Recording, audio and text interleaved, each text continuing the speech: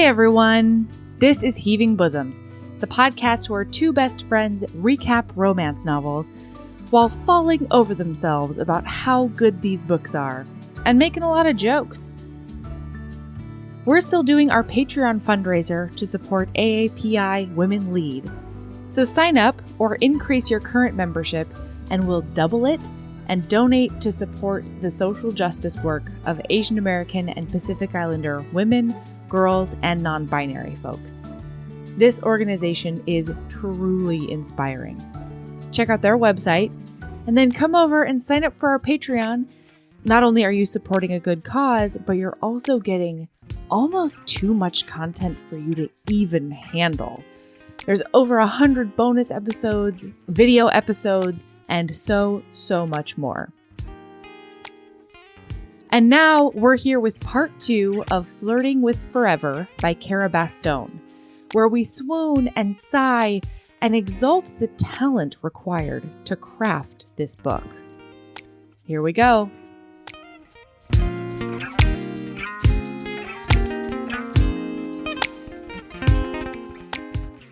Hi, Erin. We're here. We did it. We did it. Here we are. We're here. What's up? How are you today? How are you this today? Evening?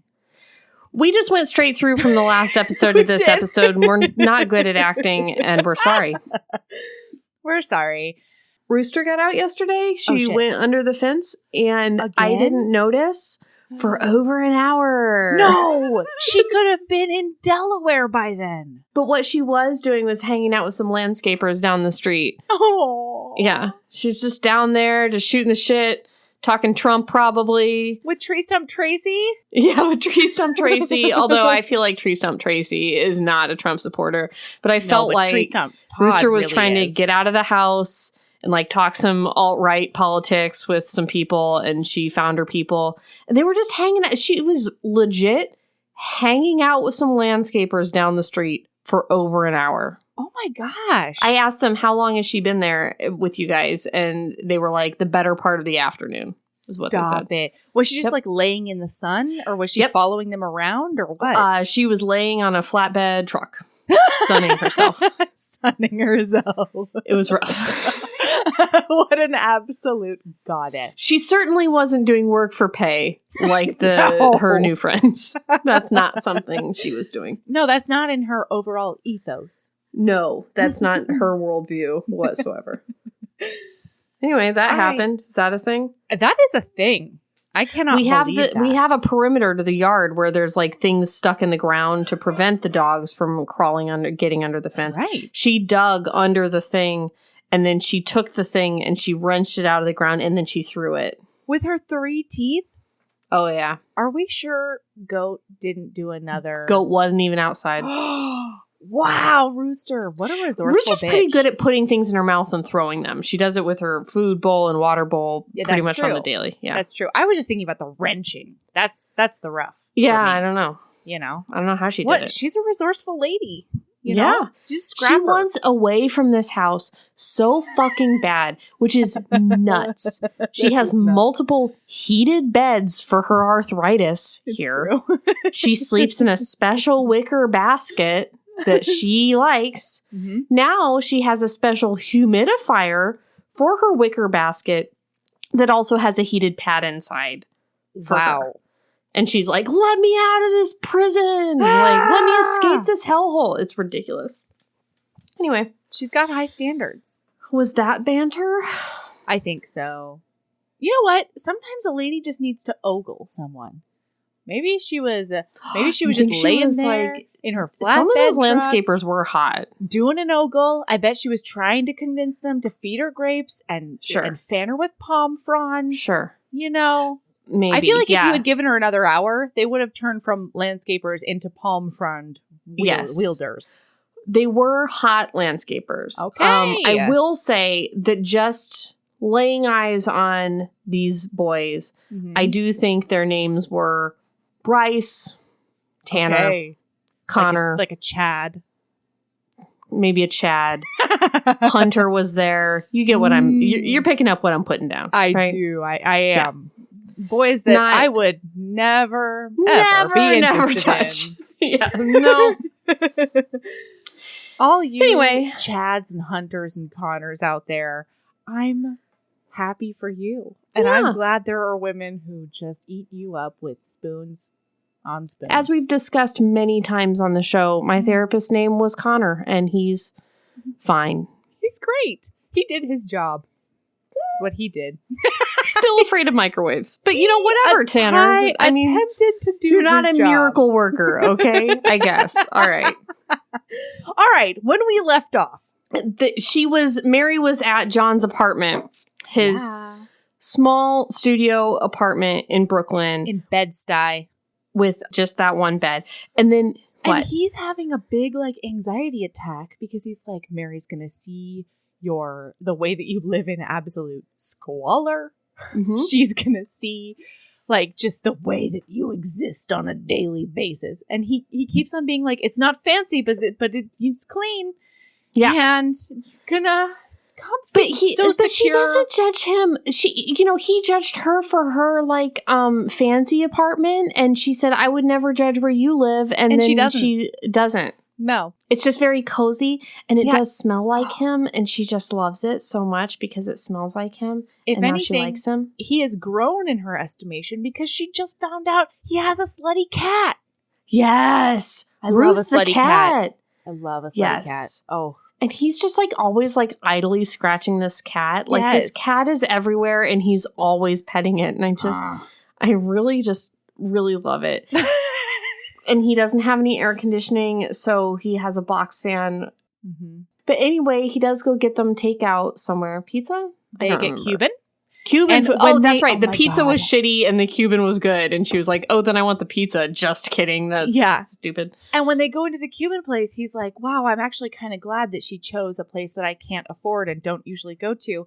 Because then nobody will rib me about coming in with such a lady who's out of my league. Mm-hmm. And he's like, wow, it was so interesting that the people at the restaurant didn't look at us twice, even though we're such an odd couple with the way that she's a goddess and I'm a street rat. He's thinking to himself. Street rat.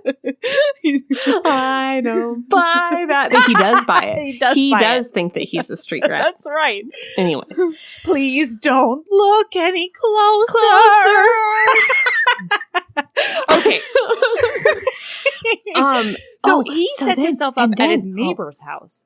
But also he does call his friend who's a locksmith and a carpenter, and he just has all her locks changed the next day. And she's like, you just handled that in a man way. And he's yes, am capable man. I'll handle all your shit in a man way. All right. And she tells him about her aunt who died, and because he asked why she's single. And so then she does her whole backstory, which is I wasn't super interested in relationships in my 20s, and then I lost my closest relative, my aunt, and my best friend to a tragic car accident, all in the span of 5 years. And so I was doing a big grief for a big part of my 30s. And now I'm finally, 20s and 30s. And now I'm finally feeling like I have the bandwidth to date again. And I find out that I'm over the hill and a walking corpse that nobody wants to date. So it's weird over here. And he's like, I think I did that. Oh, no. Yeah, that was me. And so he goes and sleeps at his neighbor's. Wait, this is another moment. Well, you said that, and then I did this. Anyway, yes. Sorry. You got me going. This is another moment where he's like, Mary, I shouldn't have said that. And she's like, stop, John.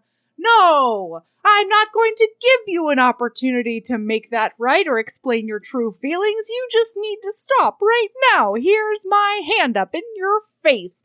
And then he's like, wow, because we crossed each other off our lists, right? And she's like, yeah, you're completely crossed off my list and I'm Which was a bonehead thing that she said earlier. Yes. Then he goes and sleeps at the neighbor's house. Then he does go and sleep with. So, she sleeps in his bed, and it smells like him, his aftershaves and his. When you sleep in a boy's bed and it's that boy smell. And she's got a good one. all up in that boy smell, and it's so good. And yes, it's especially meaningful because this is right after. This is the night after her shop and then her house. Like, she was sitting in the bathroom, and the intruders had kicked down her apartment door when the cops showed up.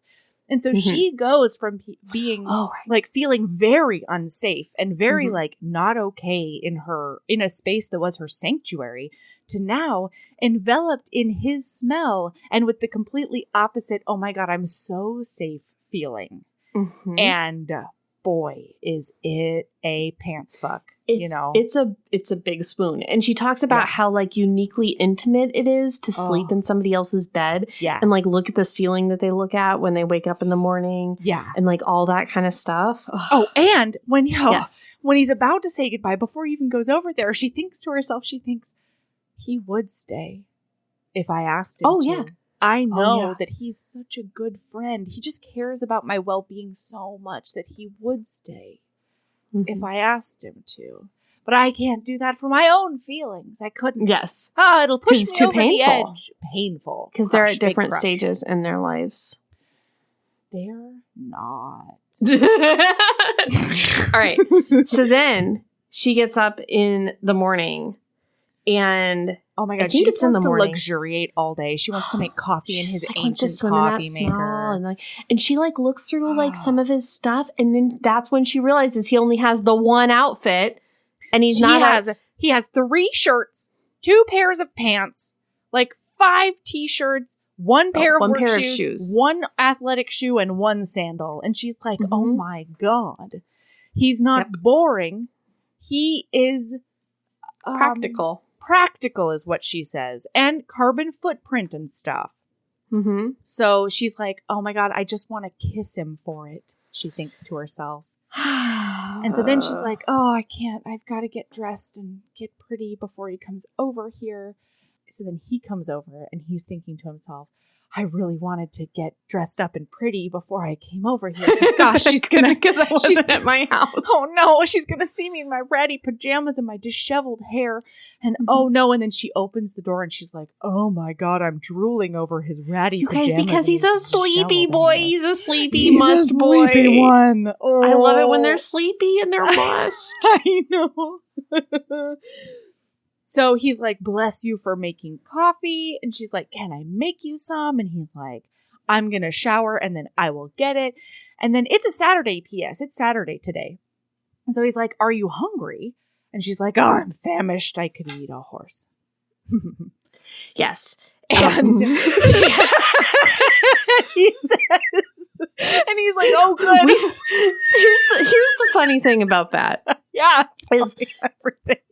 Not once, but more than once, we have bent over backwards to cut out my hot takes about horse meat from this podcast. You have done your best to get rid of my hot horse meat takes. I haven't done that. You asked me to do that. I couldn't care less. I'm just saying that, like, we've gone to lengths to make sure listener doesn't know that I want to eat horses. Your hot which takes I don't hot necessarily about horses. She doesn't want to. She's just saying there's a lot of hungry people and there's a lot of hungry horse meat. Nope, and there's a lot of horse meat that's just decaying places, and like just people available eat horses other use. places. You know, I am thirsty for their blood. I can't explain it. It's just. Oh wait, I can. It's because of your chalk bones. Anyways, sorry. Right. So they talk about they're gonna go to breakfast together, and then all of a sudden he's like, "Oh shit, I've got to go to brunch with my dad. I'm so sorry." And she's like, "Why do we not have enough time to get there?" Yeah, what's the problem? I love a brunch. I know. He's like, and she's like, oh my God, did I just invite myself? I'm so sorry. And he's like, no. I just didn't know there was a universe in which you would want to go to brunch with my dad and I. You can totally come. And in his inner monologue, he's like, I can't wait to see what a Mary Buffer does with my dad and I's relationship. I'm so excited. Yeah. So then they do get on that train. But first they have a whole conversation about like the people that broke into her house and like what were they there for? Because they didn't really take anything from her. store. They just broke all her shit and that's it. And they were on their way up to her apartment when the cops got there. And she's that is one of the most beautiful lines in the book. Was she the next beautiful thing they were trying to break? Yes. Erin. But I also love his, like, some people just want to watch the world burn explanation. Oh. Where she's like, you know, like, why would they do this? And he's like, haven't you ever seen a kid just stomp on a tulip for no reason? Like, this is how it goes sometimes. People just want to break things. And he says, even if they are apprehended and even if you do get to see your day in court, I do want you to prepare for the possibility that you never get an explanation as to why. Mm-hmm. But then he finds out and he does a big heart flutter because, you know, she says, and then some defense attorney will, you know, defend them and, you know, do the whole thing. And he's like, yeah, as if that's a bad thing. And she's like, and that's the way it should be. Because if they were convicted with a bad defense attorney, then I would never know if they truly had done it. And that's an even worse thing than having, like, never catching the person is convicting a wrongfully convicted person. And he's like, oh my God, she doesn't want vengeance. She wants justice. She hates it when people are wrongfully convicted. Oh, I've never seen anything hotter. And she just, like, she starts to really think about how it felt when she was, like, she was having conversations with the detectives that morning and she was really putting on a mask and just trying to, like, be smiley and be upbeat. And then she saw him and then just all of a sudden it was like, finally I can let my guard down and, like, finally I don't have to be fake. You know, I can just, and how good she felt. What? Because they're doing a big handhold right now. Oh, yeah, they do a handhold. Oh, God, yes. And then when he takes her hand, he says that he gives into gravity. And, God, I love it when a romance novel says that they give into gravity. Oh, my God, it's just inevitable. God, I love it. So he grabs her hand and then she turns her. I told you, I really liked book. I know, I just want to emphasize it. Yeah, I did. It's true. Read book. So then read outstanding. Book, good book. Yeah. Weird pet peeves out of Melody, you know? Good, so then he puts his hand on her hand. And then she turns her hand over and interlaces their fingers. Love a handhold! And then in response to that, he then takes his other meaty paw and he puts it over her. So now he's not only comforting her with his firm, stable grasp, but he's sheltering her from the world with his overhand end. Boy. See, it was almost like the meaty paw and the overhand part. Just really. Good. Give good podcast. Yeah, over podcast. Great. No, we are giving. This is pretty much the best podcast you can find. I think so. Best podcast free can buy. That's us. That's the one. Yep. Yeah. Okay, so now we're at brunch. And she does meet his dad. Oh, no. She doesn't meet his dad yet. She notices that he sees his dad across the room. And then instead of leading her there, even by the hand, no. He does put Mary slightly in front of him and to one side so that he can guide her there with his hand on the small of her back. Yeah. And she's like, I didn't know that he was the small of the back kind of guy, but oh, is he ever. And I'm like, Mary, I knew that. I did too. Like, come on. I knew that about John Modesto Whitford. Of course, perfect John Modesto hero. Whitford is a small of the hand, back leading you to places kind of. So hero. they do have that brunch, and guess who they see is Crash the prosecutor. OMG. He crashes the party. That stuck-up prosecutor. This is comedy gold.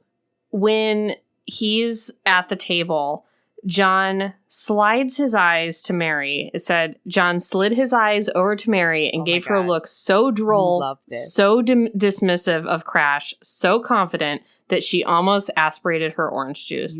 She'd known that John was attractive, but didn't know that, oops, I switched the page too fast, but didn't know that a look like that was so panty incinerating. And it's like, yeah, but he was doing that from the beginning of the book. She just didn't notice when he was like, his cold eyes were wandering the crowd at the block party, when he was like boredly sipping beer. So good. So good. So the other thing that happens is that as Crash leaves, so he doesn't believe that they're not together. Also, Mary like grabs his hand and makes him sit down and stuff. Like there's more touching that is very significant. It's so good. It's so good. It's so good. It's so subtle. Good. It's so good. It's Cara Bastone. So then, as Crash walks away, his dad's like, "Wow, that is a nice. Wow, what a guy! That guy. Mm-hmm. He really seems He to have seems his like head he's on got a career. straight. He's got a career ahead of him. Goals is what he's got." And she's like, "Hold on, my emotionally abused spidey senses are going, and I'm thinking I can fix it." I am thinking that there's more going on here than meets the eye, like my mother does." And so she's like, "Wait, what? Why do you think that it's like weird that he's a defense attorney or like a public defender?" And then the dad pretty much says, because I think he did it to spite me. He's like, there were so many connections that he could have used to do other things in the law and like follow in my footsteps and stuff. And she looks at him and she says, I mean, I don't know him well enough to like give you 100% reason as to why he would do this. But come on, what else would he do with his giant bleeding heart? Of course he wants to defend the little guy. And John is gobsmacked. But also, when she says it to defend him to his father, she realizes that it is true. And God. She has all of these thoughts. And may I read them out loud? I would love for you to read them out loud. She thought of the cuddles he gave Ruth. That's the cat. And the patient game he'd played with Jewel. Is that the child? I think that must be a child. That's a child, yeah. The man was a reluctant vegan because animal cruelty trumped bacon in his playbook. He worked endless hours defending the lives of people who couldn't afford fancy lawyers. He truly believed in the system.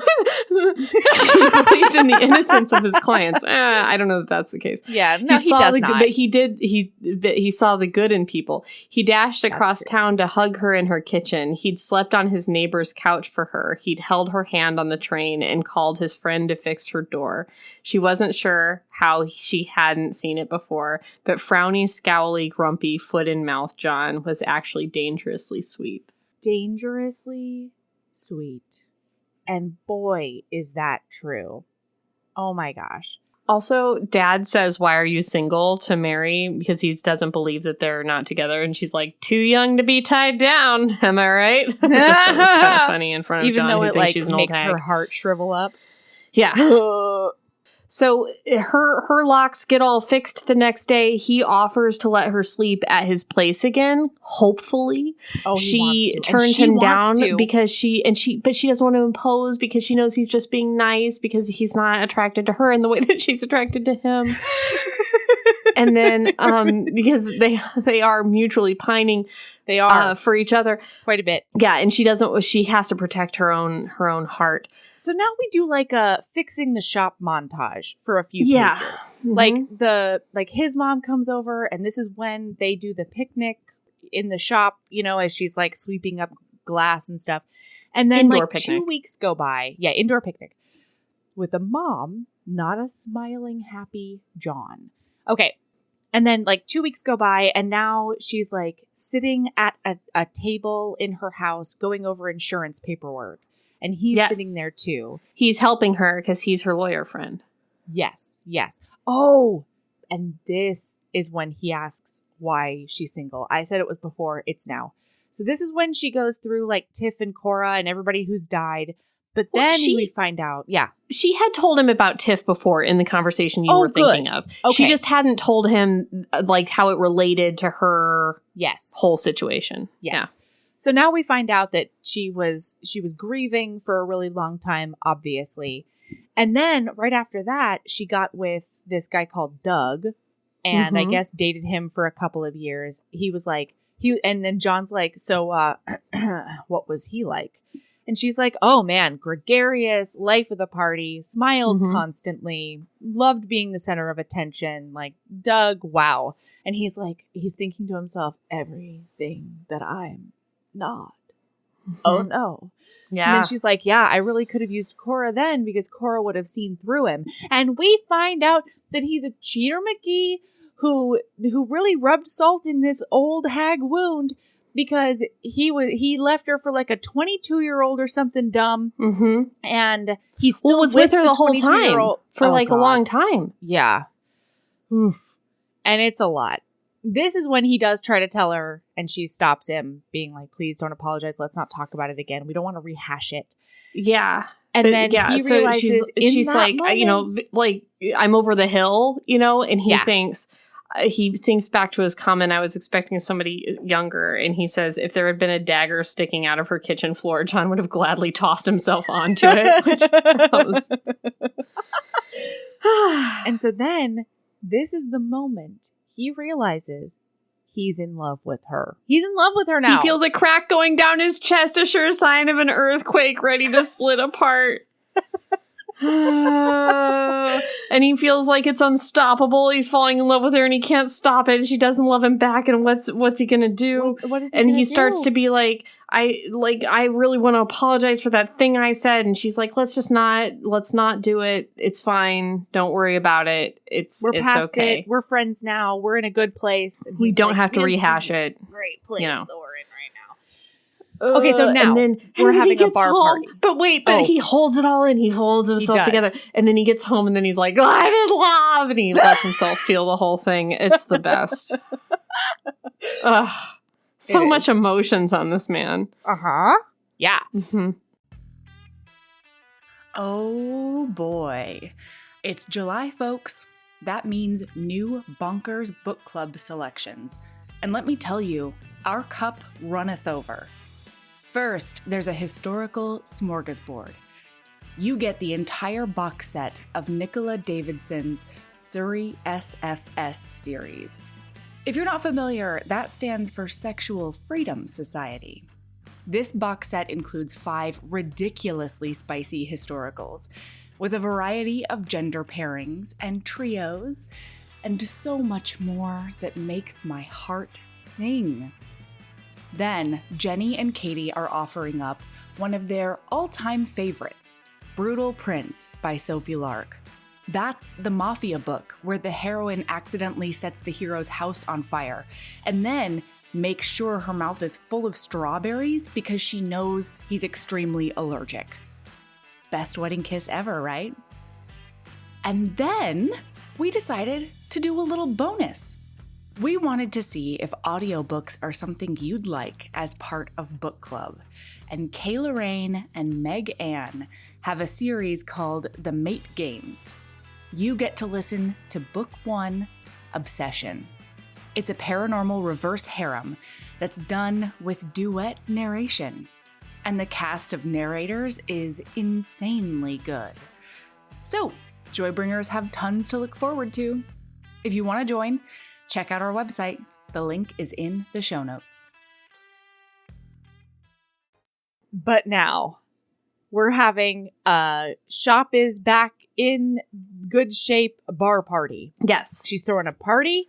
It's at one of her favorite bars. Mm-hmm. And as they're coming inside, John's with Richie, and then he sees Beth the cop. And he's like, yes. Beth the cop, what are you doing here? And she's like, oh, I've been stopping by the shop to make sure everything's okay and see how Mary's doing. And Mary invited me. And I'm really excited. And then he's like, oh, wow, is there nobody that doesn't fall in love with Mary? Like, I thought I was special. But no, she charms everyone because she's just like the best in the whole wide world. And I never stood a chance with her at all. And Beth is like, yeah, she's really good people. Why are you being the weirdest? Why are you weird about my friendship? Why are you strange? Oh my gosh. And then they go inside and he's like, he wishes that, it wasn't just a beeline to Mary. He wishes he could be the cool guy that took the circuitous route and got a drink and did the whole thing. But oh my gosh, all of a sudden he was standing in front of her and she was beaming up at him. And she throws her arms around his neck and hugs him, and he sniffs her hair, Erin, right now. Yeah, I know. He does a hair sniff. Yeah, I was there. I remembered it. Boy, and then she says to put his drinks on her tab because he's been such a help, and he's like, I will absolutely doing that, knowing that he will never ever do that. Uh-huh. And then he goes to the bar and does get a drink. Wait, and he's Doug. standing with the best friends. No, he's standing with the best friends. And Tyler tries to do that thing again where he's like, so are you like into her or not, man? And he gets intercepted. So then Sebastian's also trying to talk to him about like his situation. Her other friend. Tyler and Sebastian are her best friends. Yeah. But John full on interrupts him being like, who the hell is that? Because there is a redheaded model talking to Mary. A hot, beefy, red-haired man. And A there's like ginger a raven-haired beauty on his arm hot or whatever. young lady on his arm. And he's like, I wouldn't even care that she was talking to a hot man, but it looks like she's dimmed. She's got her shades. arms crossed across her chest and she's upset. She's making herself so small. Mary should never make herself small. Mary should always be a beacon of hope and light and goodness. And so he's like, I am going to intercept that bullshit and I'm going to make her happy. Make the light turn back on in Mary if I die trying. Oh, even if it kills me. Erin's toast. I would die for this man. So what he does, oh my God, is John Modesto Whitford, played by Bill Hader, does like a funny dance. Oh my God, he goes out on the dance floor and he does like reel her in and just do a big embarrassing dance. Come dance with me. It's so good. It's so good. And it sounds, I feel like in the podcast, it sounds like it's out of character and it's not. It just isn't. And it's so good. Okay. So here's the thing. Yes. Not only are there, so two things. I got to back up a tiny bit. Not only do we find out that like he's only had, he calls it 1 3/4 girlfriends. This is a tidbit we found out earlier. And Erin is toast.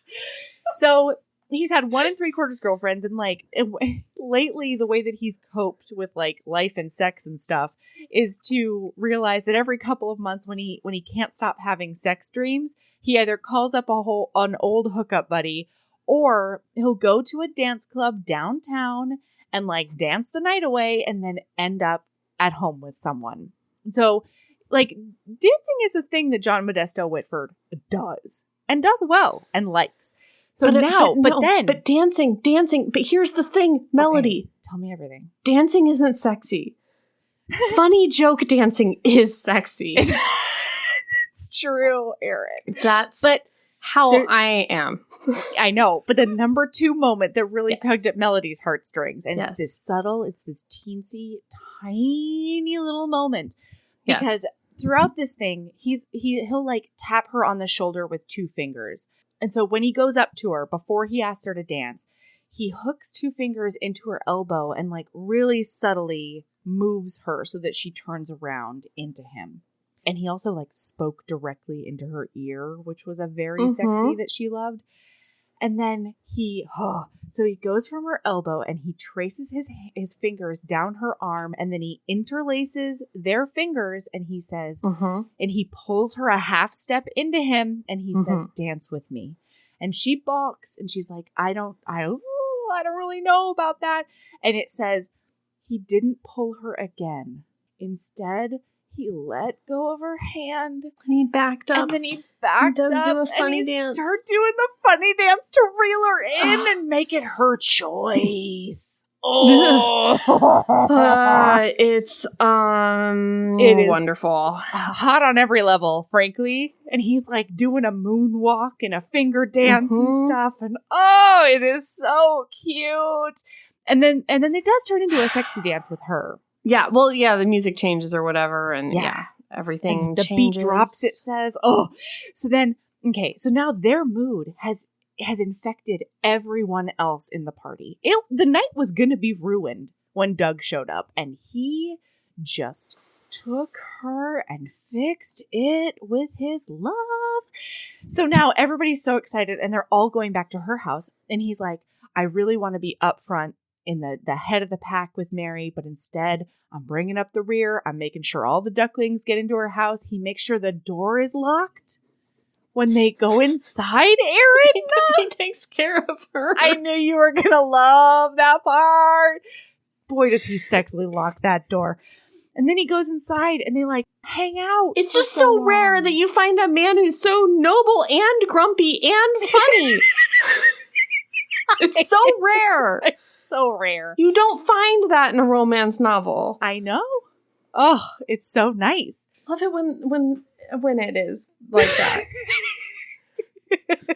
I know. Name another hero who's grumpy and noble and funny. None. Yeah, Josh from the Hating Game isn't funny. No, he's not funny. No, he's no grumpy and offense to noble. Josh. No, he's great, but he doesn't have not the funny funny. factor. Right. It's an important layer. Okay. So they go inside and they're all hanging out and they're doing awesome. And he's thinking to himself, I think I've gotten a couple of green lights here. I am pretty sure I am getting full on green lights from Mary. Yes. He thinks like this 10 minutes of dancing was like one of the best experiences of his whole life. And he's pretty sure she feels the same way. Like he thinks that tonight a switch flipped in her. Little does he know. But he thinks, this is and it. she thinks the same thing. So then Richie is like passing out on the couch and she's like, hey, sweetie, do you want to sleep in the guest room? And Richie's like, no, you sweet thing. I'll call a cab home. And he thinks to himself, oh no, Richie and I are not cab people. Richie and I are subway people. And so I have to help get him home. He's going to pass out on the subway. And what if something horrible happens to him? He's my best friend. And so I can't stay here with Mary tonight, even though it does seem like maybe tonight is the night. Yeah, but he does think to himself, two things he thinks to himself. One is, he just listens to all of her signals. And he's like, even though I'm getting a green light, it probably isn't a green light for tonight because she did offer to let Richie sleep in the next room. Sure, yes. But secondly, I don't think I want it to be a green light for tonight because I want this to be real. And so this needs to be a bigger picture green light in which I take our experience tonight and then we roll it into a real relationship going forward. And I would not want to cheapen whatever or like screw up my chance with Mary by just going in now. Yes. So then he goes to the kitchen. Moment. And they're alone in the kitchen. And it does seem like everyone deliberately leaves them alone in the kitchen. Uh-huh. And they're saying things to each other, but their eyes are saying... Cara Bastone.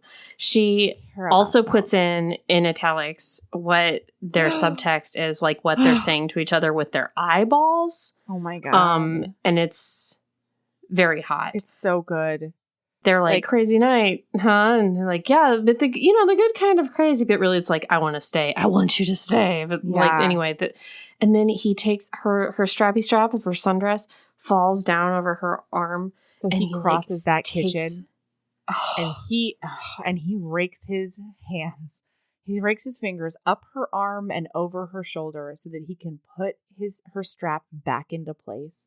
And then before he leaves, he smooths it one more time to just make sure that it. Oh my God! is there. It is there for sure.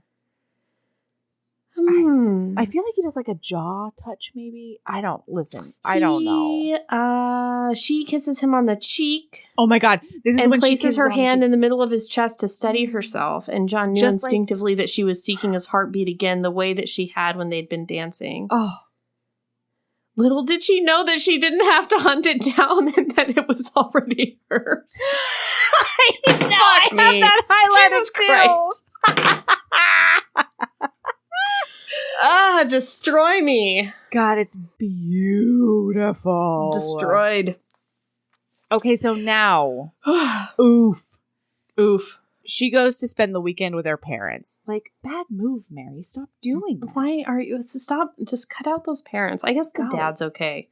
But man. The dad is a weasel. He's a weakling. I know, but, at least he's not like a monster. That's true. So the parents, listen, it goes bad, and then they kind of call her old again, and then the mom invites over some rando who she went to high school with, who her high school boyfriend she dated in high school. A man she has broken up with before. Yeah, I'm sorry, I'm leaving, and goodbye. And gosh, So you're right. We shouldn't. When they were at the graveyard before, when she said that awesome thing, she said something like, we're not talking again until and unless it's an apology from you. No. Wasn't that then? No. This is now. Oh, that's now. Okay. Which is why we need to go into the scene a little bit. We don't Sorry, have to go I into thought all it was of then because the dad didn't know about it, so I was confused. Okay. No, so she shows up, and the scene starts with them in the attic. And her mom is like, I need to show you all these things. And she pulls out this box of old photos that her aunt took. And she's like, oh, your aunt just loved taking terrible pictures of me. And she's like disparaging herself, and she's nitpicking her looks, and it's like terrible. And Mary's like, what are you talking about? You're beautiful. You're like radiant. This is like, she's hiding away pictures of the day that that Mary was born because she doesn't look like runway ready. Mm-hmm. And then she's like, this is not what I want to show you, though. The point I'm trying to make is that your dad fell in love with 21-year-old Miss Connecticut. Mm-hmm. And that's like, your dad fell in love with me because of my looks. And then later on, like, we fell in deeper love or whatever. But, you know, my really tight 21-year-old bod is what got him.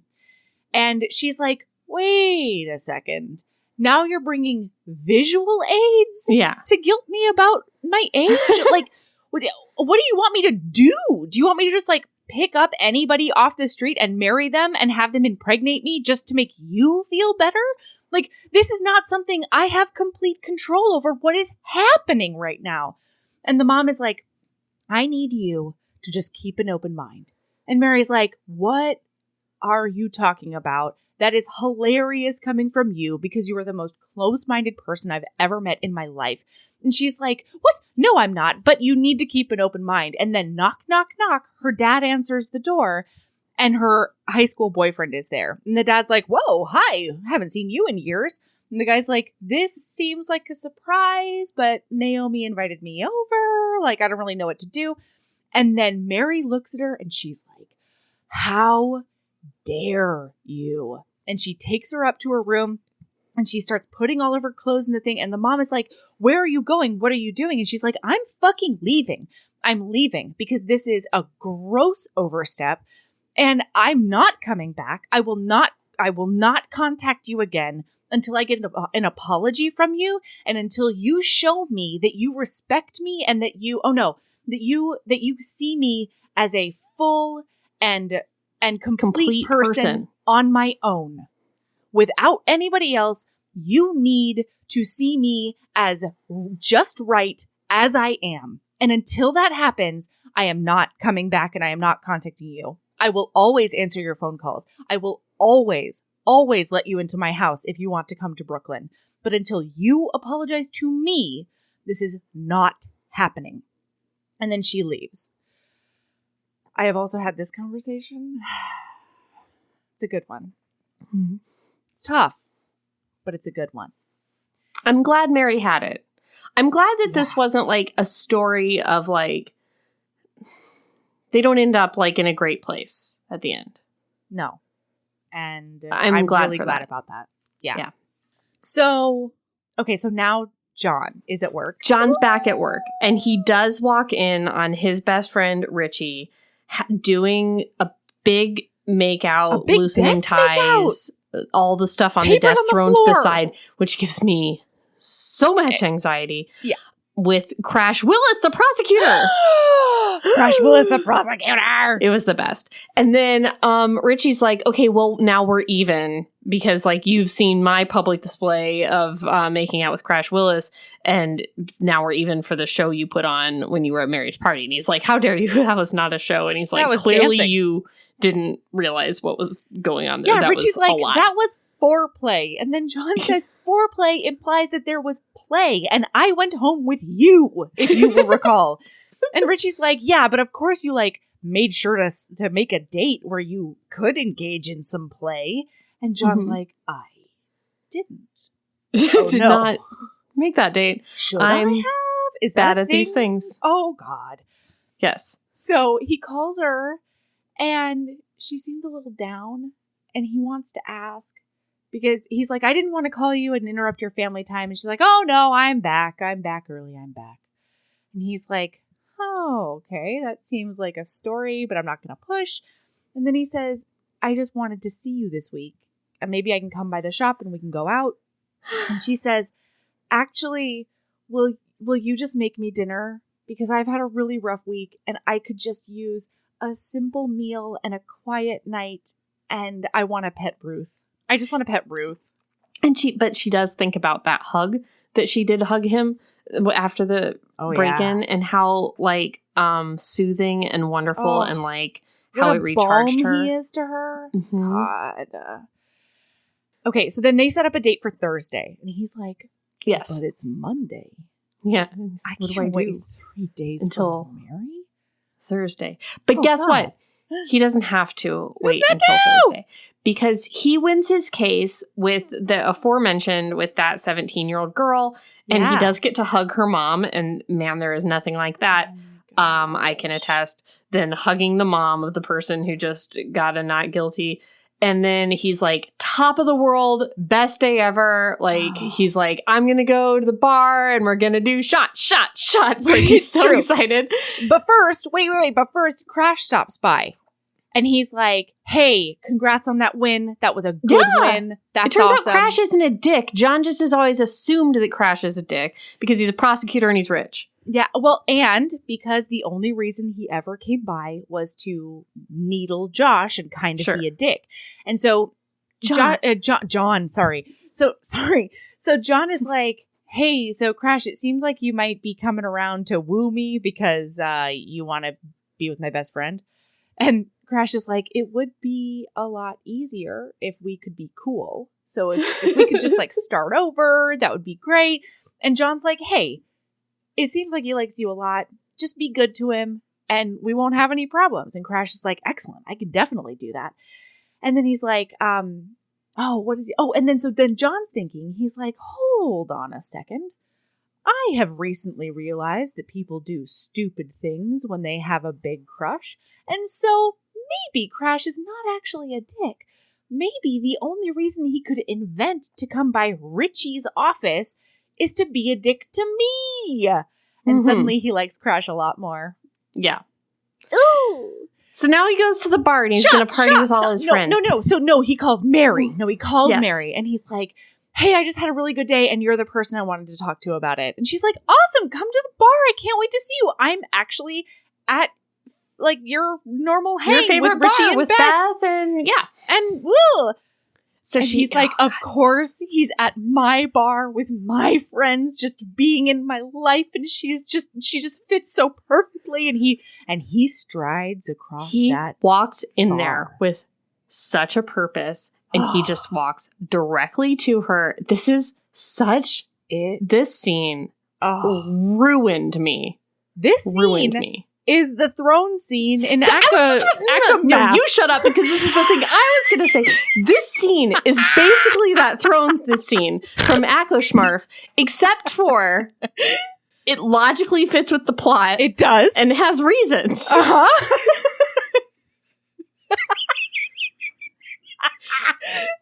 What a novel idea. Oh my God.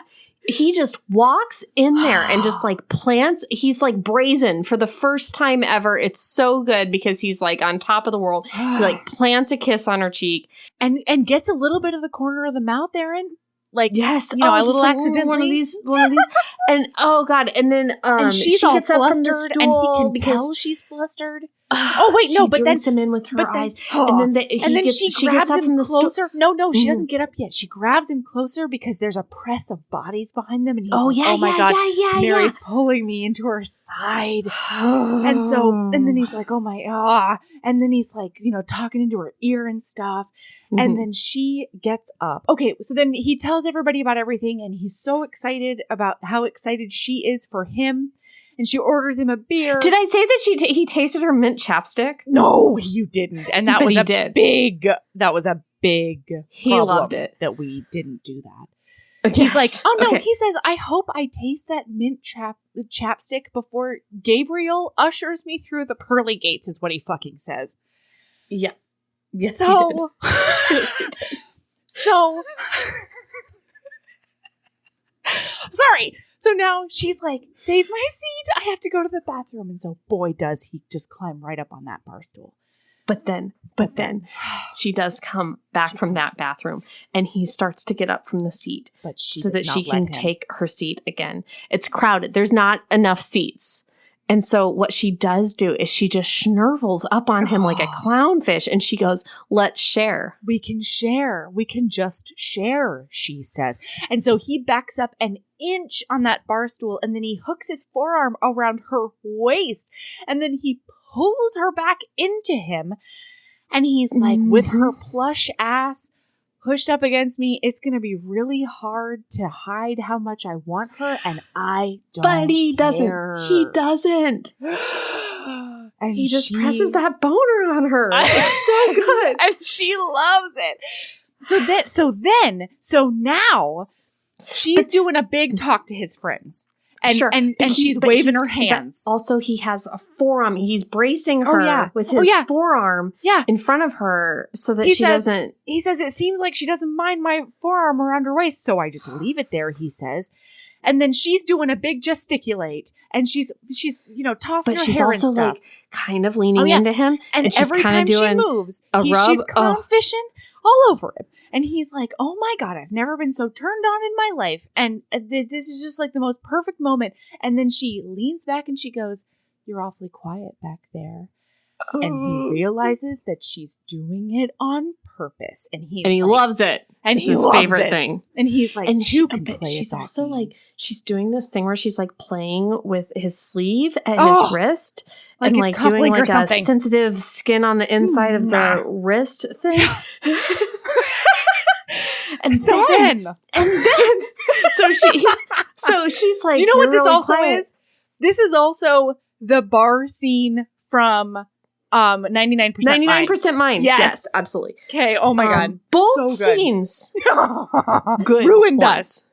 And this one has joined the ranks. This scene, though, best. Probably maybe best. I'm sorry because best hero. I'm sorry. But Melody, you've known me for how long? Oh no, 10 years. Your perfect hero. He's perfect for me. He is noble. He is grumpy. He is funny. He believes in the system.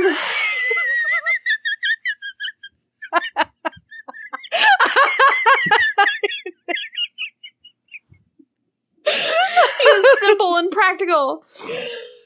Oh my God. Okay, so then what he does do, so he has one hand around her tum-tum, and then he takes his other hand. Fuck it up. Don't fuck it up. He has one hand around her sexy waist. Yes. And then he does take his other hand, and he's like, he notices that both of their legs are, like, one of their legs are slightly underneath the bar in the shadows. In the shadows, it says. The shadows of the bar. And so he takes his arm down, and he puts it on his knee. And then, not before he whispers in her ear that he's just enjoying the company. When she said, you're really quiet back there. And so he does put his lips on the shell of her ear, and he says, I'm just enjoying the company. The shell of her fucking ear. Love an ear shell. Love a breath on the ear. I love a breath on the neck and a little while ago, he brushed her hair off to the side, and that happens now. That happens now. Okay. He takes his hand away. So when he does have his hand on her. No. In the shadows, he does his knee. No. So he hasn't put his hand on her knee in front of listener yet. So back up, all right? Okay, all right. So he does take his hand from his knee, and then he starts doing circles on her knee. And then he, like, moves up just a touch until he's, like, under the hem of her dress. And then he's like, my beer is getting warm, but you need one hand to drink a beer, and my hands are used right now. They're in use. And so... then she flips her hair over his shoulder, and he realizes that they are sitting so close that it goes over his shoulder too. Yes. And so yes, he yes. takes his hand. He takes that hand and he does brush the hair aside. And then But when he puts his hand back, what? No. He hasn't put his hand back yet because when he brushes that hair aside, Erin, he lingers with his thumb on the nape of her neck, Erin. Yeah. And he lingers there, just like he did at the shell of her fucking ear. And then what happens when he takes his hand away? I am so flustered. But when he did brush that hair away, smoothing it, he realized that he wanted very much to see her hair wet. And he also wanted to see her wet. Hey, John. You're looking at her right now. She is. All right. No, he means like a shower, but that's fine. Does. Oh, but he has this whole fantasy about like waking up with her in the morning and like they would take a shower together and then they'd have like a muffin or something. And they do like a morning sex. Is a lover of mornings. And they do like a morning, like a before work morning sex, and they would have breakfast together and then they'd like hurry off together and go to their jobs. And he, Yeah. And then he says he would like shove a muffin at her and make sure she was fed. And then he thinks to himself, wait, I don't know if she eats muffins. And so he leans his sexy mouth down. And in her ear, he asks her, what do you normally have for breakfast? And then he needs to plan. He's a planner. He's a planner. Then she turns around and she goes, are you planning to feed me breakfast, John? And he's like, I thought I couldn't be more turned on, but I am. Right in this moment, I am. And then he looks at her. What does he say, Erin? What does he say? I don't know. I will tell you. He says, I would never let you go hungry. I wouldn't let you go hungry. That's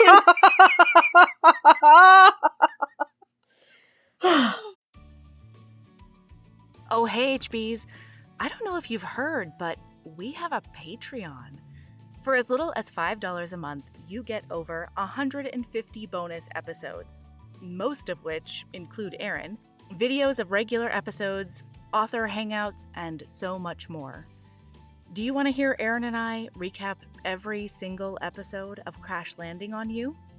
What about a little film called Psycho Stripper? Do you want more recaps of ridiculous Thanksgiving and other holiday books and movies? And how do you feel about Naima Simone and I recapping amazing reality TV? All of that and more is on the Patreon. There's so much content at your fingertips as soon as you sign up. Seriously, hours and hours. Anyway, it's patreon.com/Heaving Bosoms Podcast if you want to check it out. And of course, that link is in the show notes. Keep being a badass. But also, his hand is back. It's back on that on her leg. knee. Yeah. And now, but it's high. It's climbing. It's higher now. It's getting higher and higher. It's climbing like Everest.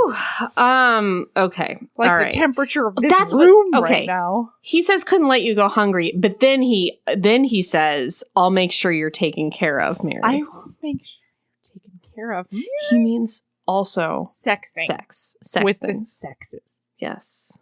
With his penis. Okay. All right. So then Richie is the best friend ever because he's like, this is such a big yawn over here. Yeah. Buddy, will you walk me to the subway? I gotta go to the subway. He says, will you be my walking buddy? I suddenly don't have legs. Yeah. So I need your will help. Be my walking buddy? And then they leave.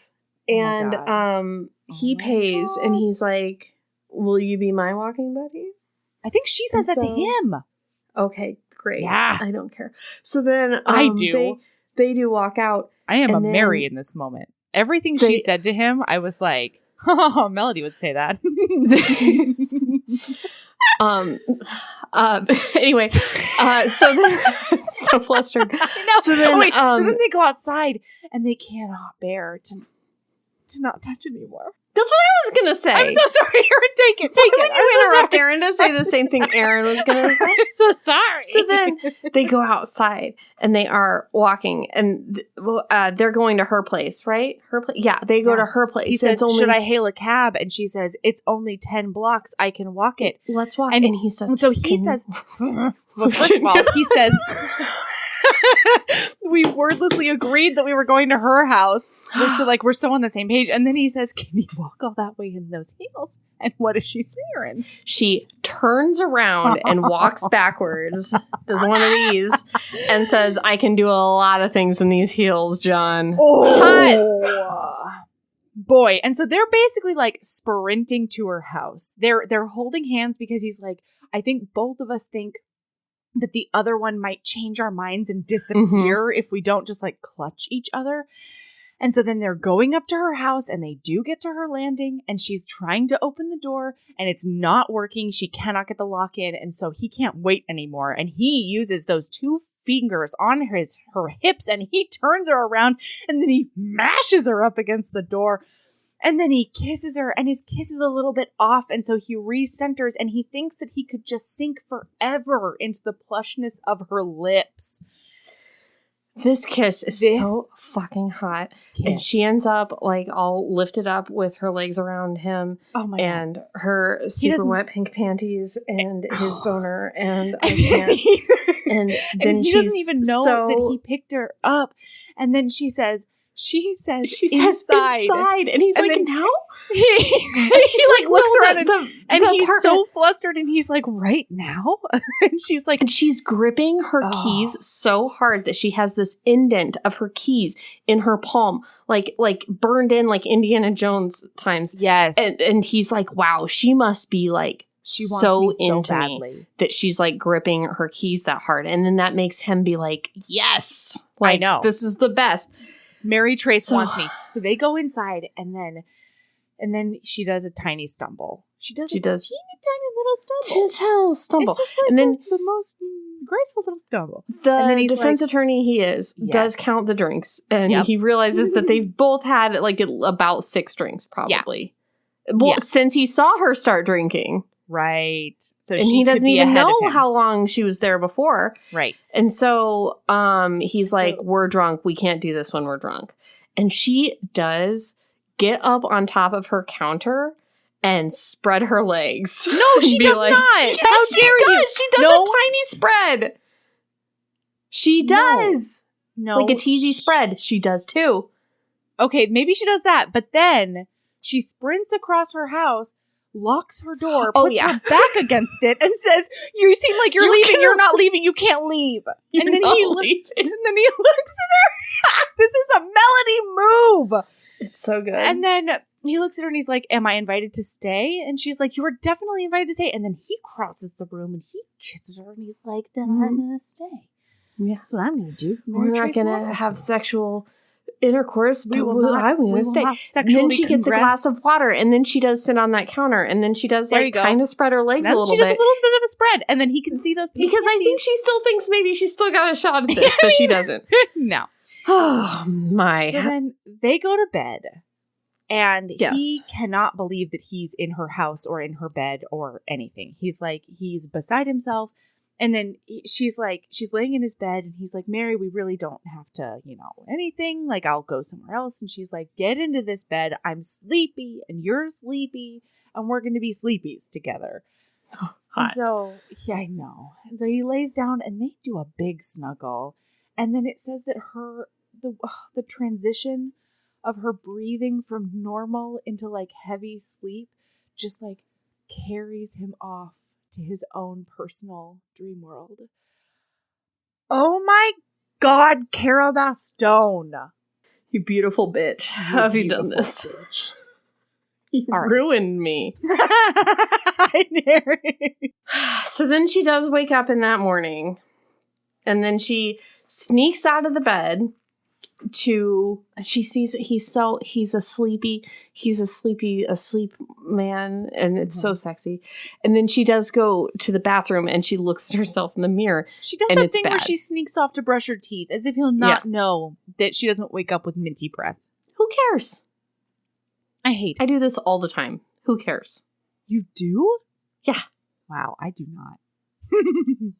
I don't think it needs to be a sneak. I think you can get up and brush your...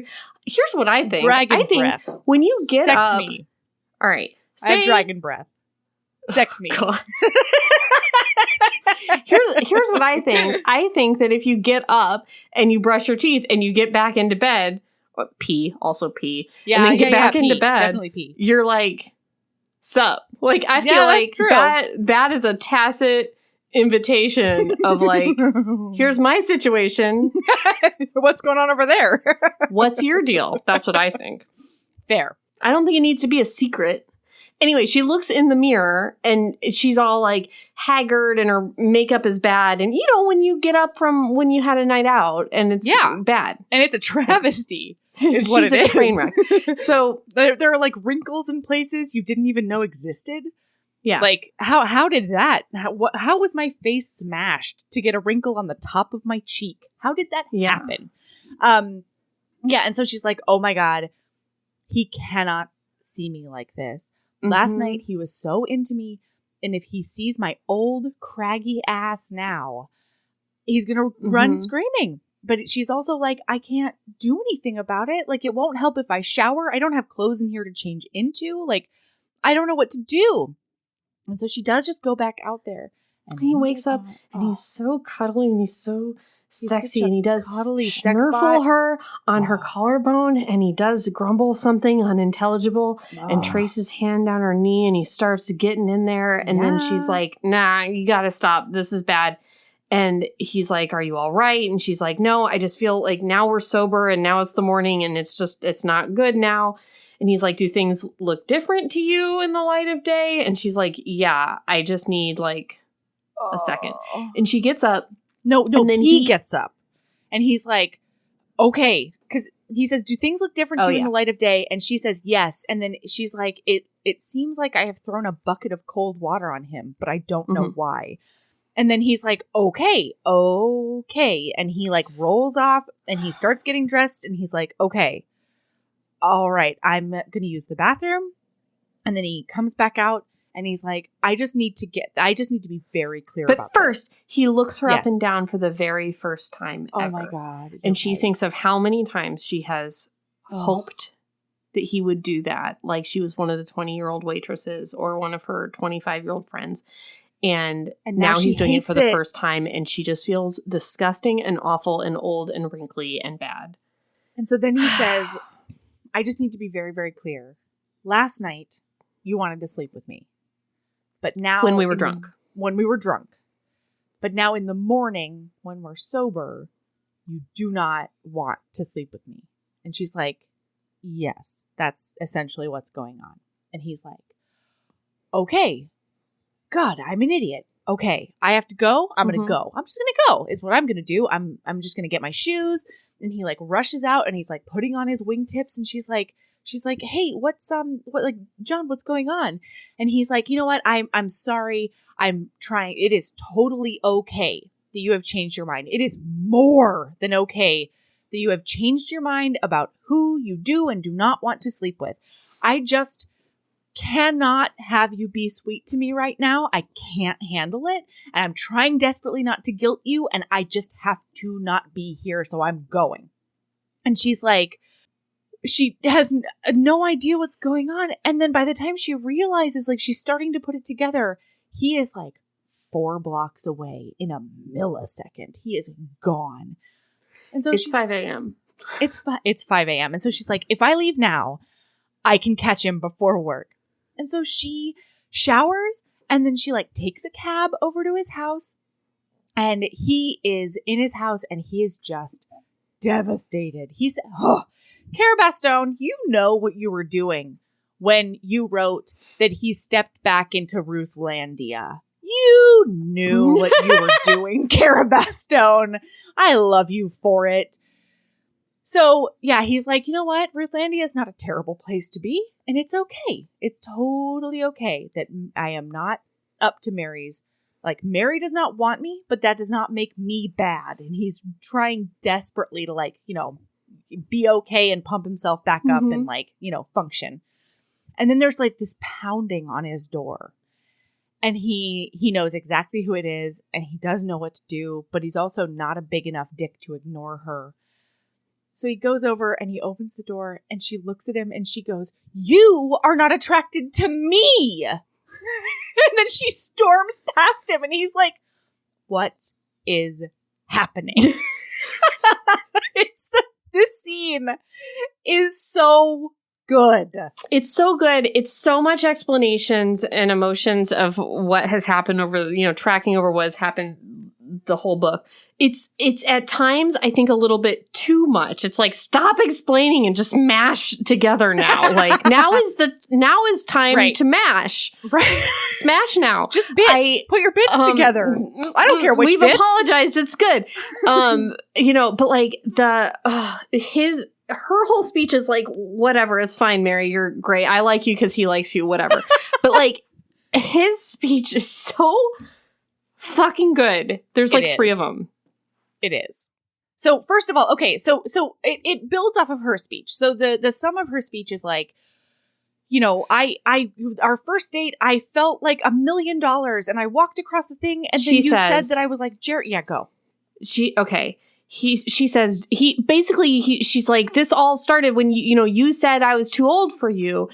And he's like, am I ever going to live that down? Like, I said it once and it was months ago and I'm sorry. And she goes, John, it was humiliating. I did my hair, chose an outfit, walked into that restaurant feeling like $1 million, and 10 seconds later, I felt about 2 inches tall. Oh. She threw her arms into the air. It would have been 3 inches, but I was so stooped with age. He took 3 more steps forward and took her by the shoulders. You think you were the only one who was humiliated, Mary? He squeezed her shoulders once firmly and then stepped back from her, pressing his fingers to his forehead in deference to the headache. They're hungover too. Yeah. Anyway, you want to know how I felt? I'd scrambled across town to be on time for the date. So I was still in my work clothes, sweaty and smelling like fried chicken because one of my clients works at Crown Fried Chicken. Oh. It was the only place she could meet me. So then there I am in a $15 haircut, $29 in cash in my wallet at a restaurant expensive enough for me to have to charge dinner to my credit card. On a date set up by my mother, God bless her, Mary. But what man in his right mind isn't humiliated by a date set up by his mother? He paced away from her, still pressing his fingers against the headache. My mother is a lot of things, but reality-based is not one of them. He turned to her. So you know how she described you to me, a beautiful, bubbly blonde who loves to chat about movies and music. She said you liked going to the beach and Pilates. She said you were thinking about starting business school. And then Mary says, that's all true. And he's like, yeah, but she made you sound like you were 25 years old, Mary. And I thought to myself, John, the rumpled work clothes and cheap haircut won't matter to a 25-year-old. She'll be impressed that you even have a job, that you made it through law school. If it's a match, hopefully you can start taking her to happy hours at more affordable restaurants, and she'll be impressed that you know how to life hack your way to this fucking city. Through this fucking city. I'm sorry, I'm going to keep reading. You have to. You say you felt like $1 million? Mary, you looked like 100 million, a billion. My first date in 6 months, and I had been expecting a softball. Somebody who I could maybe impress with a law degree until I could get comfortable enough to flirt with her. But in walks this, he waves his hand in the air, searching for words. Sophisticated creature in some sort of dress, heels, your hair. He trailed off, not adept enough to actually describe how she looked. And then you saw me across the restaurant and smiled at me with that fucking smile of yours. And then he describes the smile for a while. My God. A smile that says, I will devastate you, you poor schmuck. And then he said the stupid thing, and then he regretted it, and then she was gone. And it's just beautiful. It's just so good. And then he says, I'm not attracted to you, Mary. He says, I cannot look you up and down because looking at you. Oh, yeah, because she says you looked at that waitress. And he's like, I can't look at you. I get boners. Yeah, but what he says is like, you look like an oasis to a thirsting man or something. Listen, it's really pretty. It's good. And he says, you know what Richie told me? He told me that I look at you like the light originates from your body. And it's true. You want to know why I never look at you up and down? Because it hurts to look at you. He leaned back on the couch and closed his eyes, his face tipped upward toward the ceiling. Being around you is like being parched while there's a glass of lemonade sitting right there within arm's reach. I have to talk myself out of gulping you down pretty much every second we're together. I'd never be able to sip, and that's why I can't look you up and down. John, Cara. You You beautiful then, bitch. Oh, God. So then she's like, but what about the stages thing? And then he tries to explain it, but nobody can. God. Fuck you. and then he's just like, and then he thinks to himself, wow, I did not want to lay out what a fucking loser I am to marry Trace, but like, here we are, and I guess that's what I'm doing right now, and it doesn't matter anyway, because our friendship is ruined, and she's gonna leave regardless. And then she, like, sits down next to him, and she starts saying things like, you have hairy legs. He's like, yeah. Yeah, because she's there. She's good now. She's figured it fine. out. She's like, hold on, you think I'm hot. We're good. Yeah. And so then she starts to snurfle in. She's like, do you still have, like, a headache? Because, like, you do have time before work. Like, can we fix this? Anyway, she says something like, we should be naked now. Yeah, let's get naked now. So she's like, we should be naked now. And then he picks her up and he takes her. No, shut your mouth. Takes her across the room and he like lays her on the bed. And then he takes like 2 steps back because he needs to have a mental picture of Mary Trace in his bed. Thing men do where they like rub their face with their hand. He rubs his jaw because he's all exasperated by how hot she is. How hot she is. And then, so then he goes up and he gets on her and stuff. And oh my God. Then he starts taking off her shirt, but he just like cannot help himself. He can't get her shirt all the way off because he has to have his mouth on her. He has to. So he starts, he collapses halfway shirt off with his face on her stomach. Yeah, face on her stomach. Good. And then he's like, oh my God, hey, I have to ask you a very serious question. What was your bra situation yesterday? I need to know because it driving me crazy. Where were your straps? What was happening? And she was like, it was this crazy invention called a strapless bra. And he's like, oh my God, that's amazing. I should have known. And then he starts talking about like the magic of bras and like how, they're always sexy or whatever. Actually, I loved it because he says it's always fascinated him that any given moment you could see a part of a woman's underwear. And so because of that, bras are girl magic. And so then he's like really good at taking off bras. Man, boy, he takes that bra right off. And he does this rhythmic thing with like a suck and a lick and a snarfle on both of her tits. And wow. So then he and then then he starts going down and he goes to it's about to take off her shorts, but then she does like a writhe on him a bit. And he's like, Mary, are you trying to get me to fuck you with your shorts on? And she says, is that an option? Can we do it? I don't know. What are the rules? And he says, we could maybe, put that on the menu later on, but let's keep it simple today. And so he takes off her shorts and then he just pulls her underwear aside instead of taking off her underwear. He pulls it aside and then he does a big go down on her until she comes all over him. And then she's looking down at him and she's like, his gentle mouth, like bringing her down from her orgasm, was in complete opposition to his like blazing eyes. And then she starts thinking about all of the contradictions that are this man. Like he's got this 2-tone gravelly voice and he's, sweet but grumpy and he's like all these things. And now he's like got the gentle mouth and the blazing eyes and so she pulls him up. And he's like, are you going to let me, Mary? Are you going to let me? And she's like, please, John, please. And so he just pushes she says condom. So he does get that condom. They go flying everywhere because it's a brand new box and I loved it. But there's one within reach, thank goddess. So he puts his shorts and his underwear down to his knees and then he puts the condom on. And she's like trying to get a peek at that shaft, but doesn't really get like a full grasp of it until like before the condom goes on.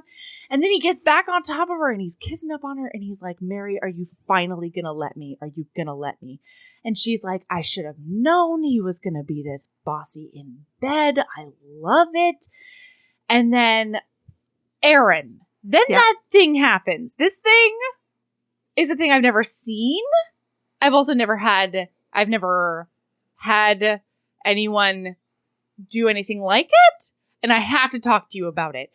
So he's on top of her, and he puts one finger inside her and then two fingers inside of her to like, get her ready, stretch her out or whatever. Sure. And then he's going like, are you going to let me? Are you going to let me? And he's like doing a big rub up on her G-spot. Sure. And then Are we talking about the pelvic bone in the clit? No. Oh, okay. I'm like, we've already had that conversation. Okay. That's just like sex physics. That's just regular. I know, but we've had this conversation before. No, would you like? Okay, I'm sorry. Would you like me to go on? He's playing her like a bagpipe. Let's do this. Put on your boy. So here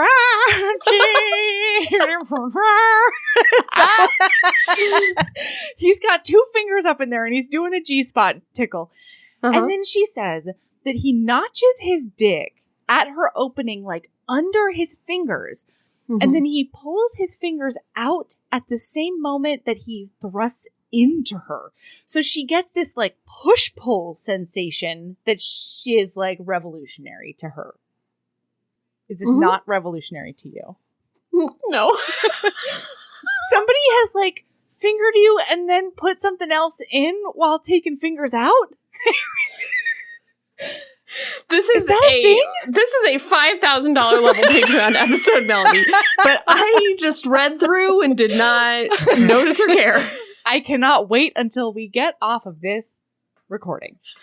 It's not like a varsity level move. I don't understand. I don't know. It seems like one thing maybe you should be in there at a time.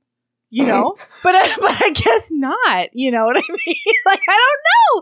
I don't know what to say.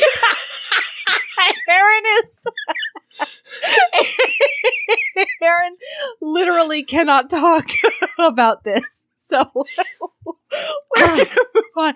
I don't know. I was intrigued and I thought maybe it would be a neat is all.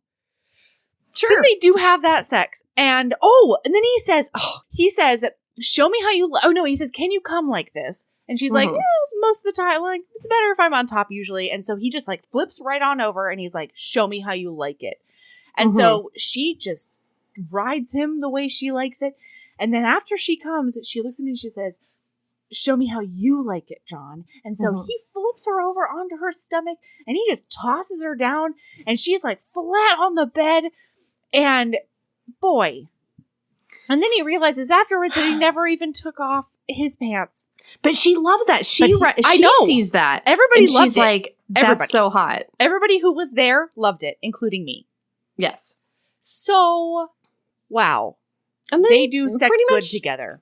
Yeah, and then like book is over. They're good. And shut your mouth. It's what we have to go to the parents' house. We have to do the whole thing. Come on. I feel like they're like happy. They call each other sweetheart and babe, and they go to her parents' house. They do not call each other babe or sweetheart. They call each other sweetheart and they call each other honey, and he calls her baby at one point. Ew, really? Wow, yes. Did I herbs that? I tried to. I did try to. Herbs it? Okay, wait. So, basically, what happens is... Oh, and then they do take that shower and they live his fantasy of the shower. They do a shower sex. Oh, yeah. And she also, like, rides him again? Listen, what happens this morning? I don't know. So now we're living in the future. We're just speeding through, and they're like living in each other's houses. They're like going back and forth, and it's adorable. And then they do like a trip to see Cora's grave, which is a thing. And on that trip, they decide to go meet her parents. And so they show up like after dinner, no warning or whatever. And her mom's a little bit perturbed about that. And then she finds out that the mom lied to the dad and said that like Mary just didn't want to see them ever again, ever. Instead of like, all I have to do is a tiny apologize. And so the dad is livid. And so then the mom starts asking all of these incredibly invasive questions, like, how do you feel about marriage? Are you gonna fuck her good? Do you want babies? Are you okay Mhm. with in vitro? Like all How this soon shit. do you want babies? How soon do you want babies? Yeah, and when he says that he would be open to kids with her, she's like, well, are you ready for the struggle it's going to take because of how old and because decrepit of how she is? Yeah, crusty her uterus is. Mm-hmm. And How you better her- do it soon. Her ovaries are just like coughing every time they try to get rid of an Mhm. egg. Mhm. And so I did love that she's like, you know, what do you feel about babies or whatever? And he's like, that's like in his brain, he's like, this is an incredibly inappropriate question. Yeah. And so instead he looks at her and he's like, well, I figure if we want kids, we'll just like try really hard at making them.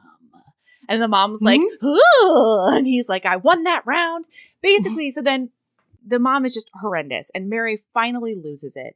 And she's like, this is untenable. This is not going to work. You have to stop this. You have to respect me. You are emotionally abusive, Mom. You always have been. And Dad, you never stand up for me. And you need to respect me and treat me as my own person and like love me for me, or you do not get to be in my life anymore. My door is always open, but until you are ready to make the move and make this right and make it truly, truly right and not do the waffling apology and not do the I only did this because you and not play the victim about blah, blah, blah. Like until you're truly ready to make an apology and be a parent instead of a horse's ass, we're not having a relationship. And they leave.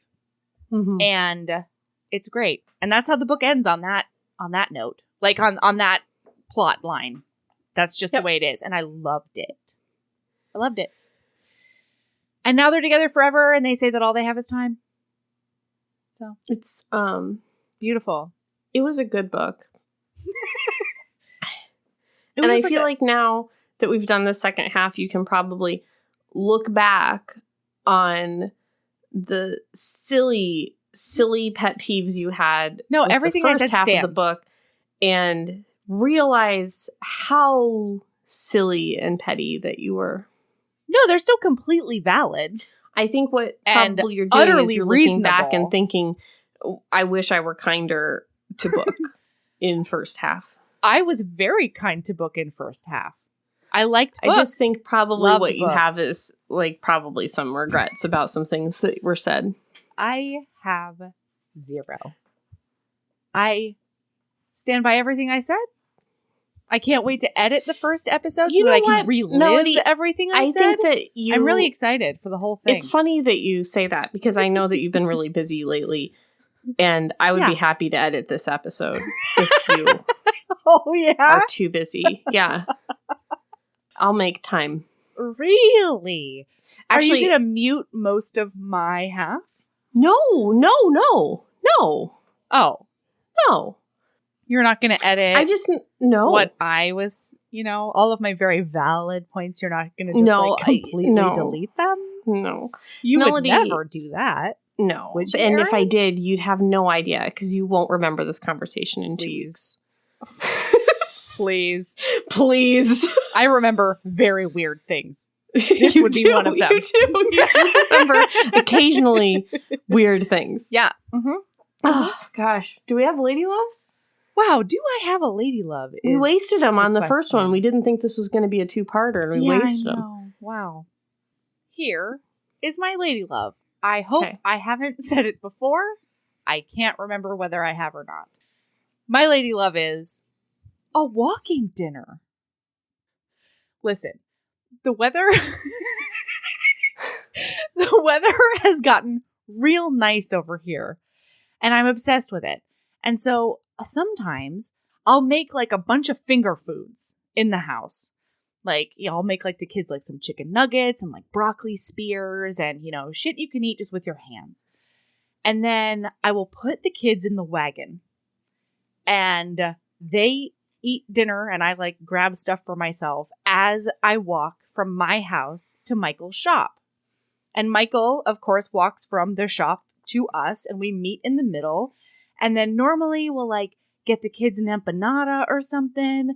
And then we just spend our dinner like finger fooding it up and walking around in the beautiful springtime sunshine. And It's been so fun.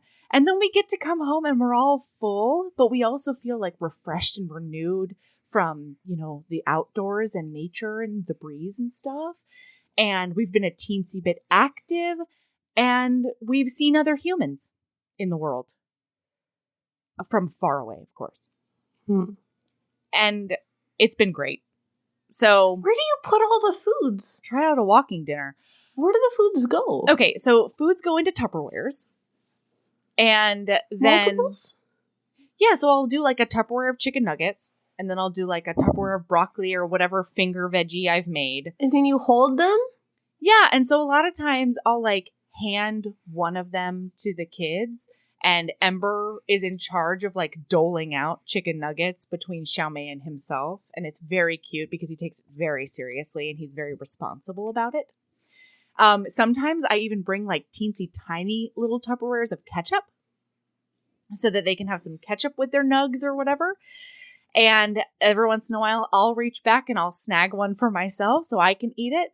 And then like we'll trade. I'll give them the broccoli spears and then they dole those out while I get to munch on some nugs or whatever finger food I have.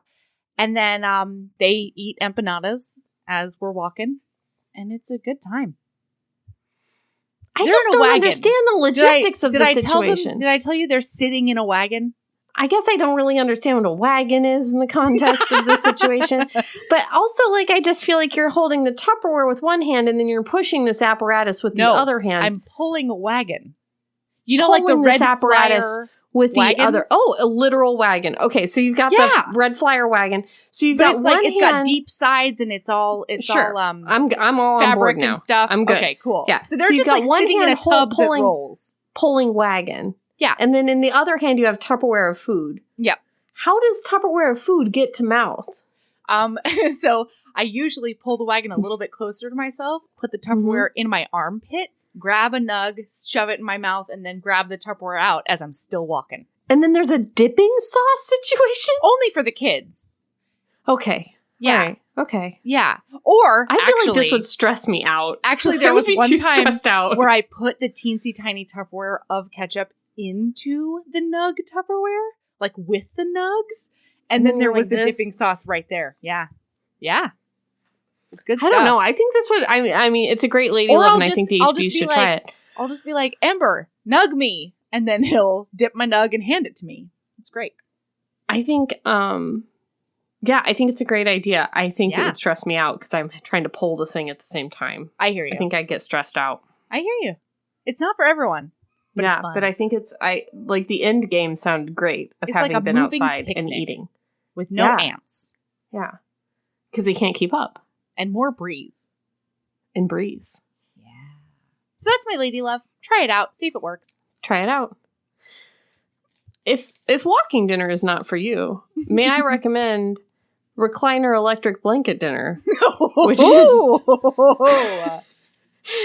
There's a high risk of what my friend Christine and I call danger coziness, which is when you get so hot that it becomes like a problem. Yeah. Like you're so cozy that you're like sweating and you have to escape the coziness. There's a slight risk of becoming danger cozy in your recliner with your electric blanket. But other than that, no risks at all. Very easy to do. Just bliss. Don't even really need a bowl or a plate if you can just eat out of whatever you cooked the dinner in. Oh, yeah. So there you go. Wow. Like, Kraft macaroni and cheese right out of the pot with a fork in your recliner with your electric blanket. I love it. That's no problem. Glamorous. It is. You know? I'll take a selfie next time. You'll be like, wow, the glamour. I cannot wait for that to flood my inbox. Yes. All right, HBs, you can find us everywhere. Instagram, Twitters, Facebooks. Website. The website is a hidden gem. Can I just tell you? And no one ever goes to it. There's this like drop down menu that has all of these little like side quests. It's very fun. The Reading Embrace is there. You can get to our Patreon there, and the Patreon is so much fun. There's over you watch the videos there. Yeah, there's over 100 bonus episodes, and now there's video. It's a really, really fun time. And at upper tiers, we do like cards and gifts, and we added a tier where you can be a guest host. It's crazy. I'm very excited about that. So yeah, you can find us all the places. So, keeping a badass. I don't even know. Were we funny, or did we just read the book out loud? I think. And love yourself. Love yourself as much as you love that throne scene. As Erin loves John Modesto Whitford. Oh, God, what were you going to say? What were you going to say? I was going to say, as much as you love that throne scene from Akkoshmurf, where he does finger on that throne in front of everybody, but in a situation where it makes sense for the plot, and isn't batshit crazy, and isn't a stark departure from what had been happening before. And actually, kind of antithetical to what they're trying to achieve. Indeed. Yeah.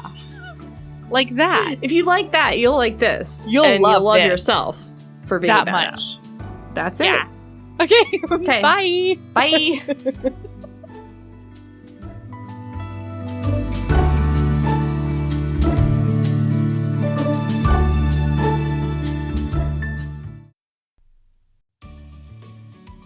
Hey, you.